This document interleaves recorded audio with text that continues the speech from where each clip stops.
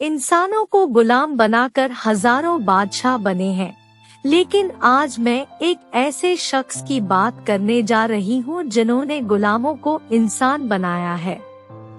जी हाँ दोस्तों, मैं बात कर रही हूँ समानता के प्रतीक कहे जाने वाले महापुरुष भारत रत्न डॉक्टर बाबा साहेब भीमराव अंबेडकर की, जिन्होंने इस देश का संविधान बनाया, गरीब, दलितों और महिलाओं को उनका हक दिलाया और समाज के उन सभी कुरीतियों को खत्म कर दिया जो इंसान के हित में नहीं थे।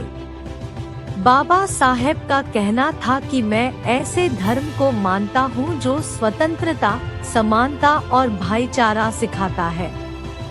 लेकिन पूरे देश के लिए इतना कुछ करने वाले महापुरुष ने शुरुआती दिनों में अपने निजी जात को लेकर समाज द्वारा किए गए अत्याचार को जितना झेला है, शायद ही उनके अलावा कोई होगा जो उन अपमान को भूलने के बाद आगे बढ़ते रहने की सोच रखता होगा।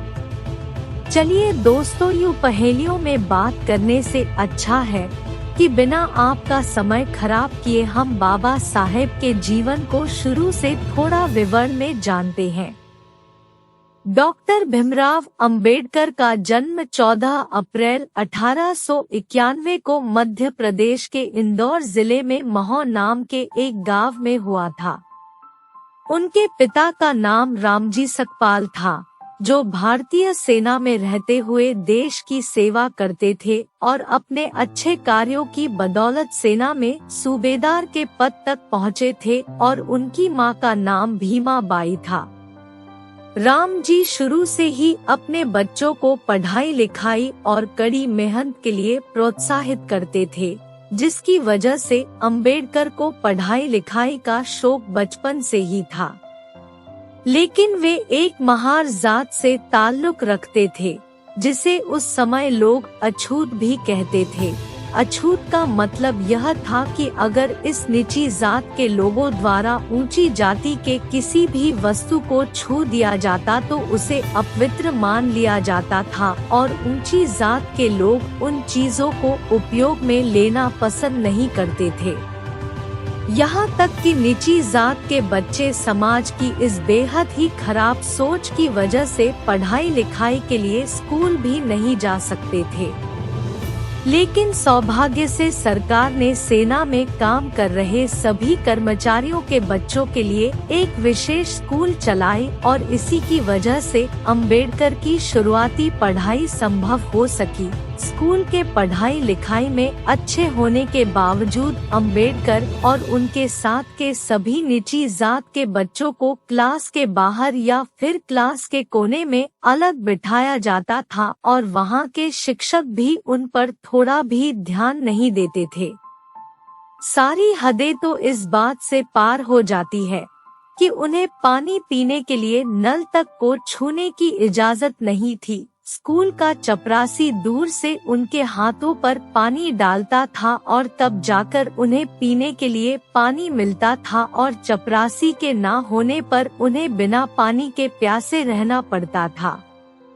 दोस्तों, अब आप खुद ही सोच सकते हैं कि ऐसे समाज में कौन सा बच्चा स्कूल जाना पसंद करेगा, और अगर चला भी गया तो कितने दिनों तक वह वहां पर रुक पाएगा। 1894 में राम जी के रिटायर होने के बाद उनका पूरा परिवार महाराष्ट्र के सतारा नाम की एक जगह पर चला गया। लेकिन सतारा आने के केवल 2 साल के बाद अंबेडकर की मां की मृत्यु हो गई, जिसके बाद उनकी बुआ मीराबाई ने कठिन परिस्थितियों में उनकी देखभाल की। रामजी सकपाल और भीमा बाई के 14 बच्चों में केवल 3 बेटे बलराम, आनंदराव और भीमराव और 3 बेटियां मंजुला, गंगा और तुलसा इन कठिन हालातों में जीवित बच पाए, और अपने भाइयों और बहनों में केवल भीमराव अंबेडकर ही समाज को अनदेखा करते हुए पढ़ाई में सफल हुए और फिर आगे की पढ़ाई जारी रख सके। 1897 में अंबेडकर ने बम्बई के एल्फिंस्टोन हाई स्कूल में एडमिशन लिया और उस स्कूल में छोटी जाति के सबसे पहले छात्र बन गए। 1907 में अंबेडकर ने अपने हाई स्कूल की परीक्षा पास की, जिस सफलता से उनके जात के लोगों में एक खुशी की लहर दौड़ गई, क्योंकि उस समय हाई स्कूल पास होना बहुत बड़ी बात थी और वह भी एक अछूत का पास होना तो आश्चर्यजनक था।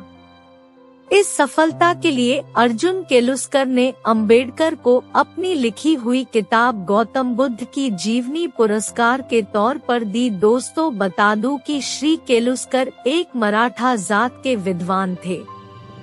उसके बाद से अंबेडकर ने पढ़ाई लिखाई के क्षेत्र में सभी रिकॉर्ड्स को तोड़ते हुए 1912 में इकोनॉमिक्स और पॉलिटिकल साइंस में अपनी डिग्री प्राप्त की और फिर 1913 में स्कॉलरशिप प्राप्त करते हुए पोस्ट ग्रेजुएशन के लिए अमेरिका चले गए और फिर वहां कोलंबिया यूनिवर्सिटी से 1915 में एमए की डिग्री ली। फिर अगले ही साल 1916 में उन्हें उनके एक रिसर्च के लिए पीएचडी से सम्मानित किया गया। इस रिसर्च को उन्होंने एक किताब evolution of provincial finance in British India के रूप में प्रकाशित किया। अपने डॉक्टरेट की डिग्री लेकर सन 1916 में अंबेडकर लंदन चले गए, जहां उन्होंने लंदन स्कूल ऑफ इकोनॉमिक्स में कानून यानी लॉ की पढ़ाई और अर्थशास्त्र में डॉक्टरेट की तैयारी के लिए अपना नाम लिखवा लिया।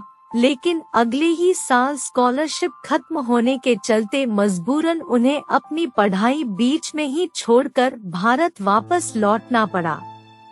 उसके बाद भारत आकर उन्होंने क्लर्क और अकाउंटेंट जैसी कई सारे जॉब की।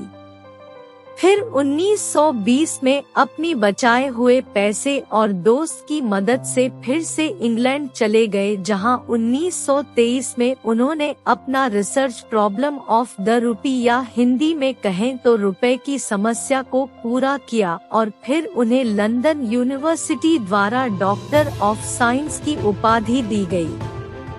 उसके बाद से उन्होंने अपना पूरा जीवन समाज की सेवा में झोंक दिया। वे भारत के स्वतंत्रता के कई सारे अभियान में शामिल हुए। दलितों के सामाजिक आजादी और भारत को एक स्वतंत्र राष्ट्र बनाने के लिए उन्होंने बहुत सारी किताबें भी लिखी, जो पूरे समाज में बहुत ही प्रभावशाली साबित हुई। 1926 में वो बम्बई विधानसभा परिषद के सदस्य बन गए। 13 अक्टूबर 1935 को अंबेडकर को सरकारी लॉ कॉलेज का प्रिंसिपल बनाया गया और इस पोस्ट पर उन्होंने 2 सालों तक काम किया। 1936 में अंबेडकर ने स्वतंत्र लेबर पार्टी की स्थापना की, जो 1937 में केंद्रीय विधानसभा में लड़ी और 15 सीटें जीती।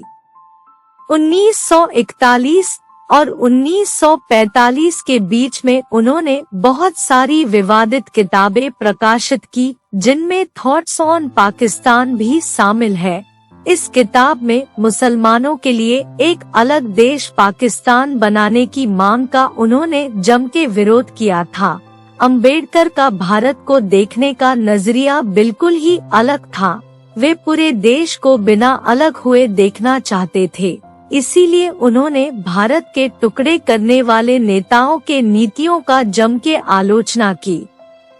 15 अगस्त 1947 में भारत की स्वतंत्रता के बाद अंबेडकर पहले कानून मंत्री बने और बिगड़ती सेहत के बावजूद उन्होंने एक ठोस कानून भारत को दिया और फिर उनका लिखा हुआ संविधान 26 जनवरी 1950 को लागू हुआ।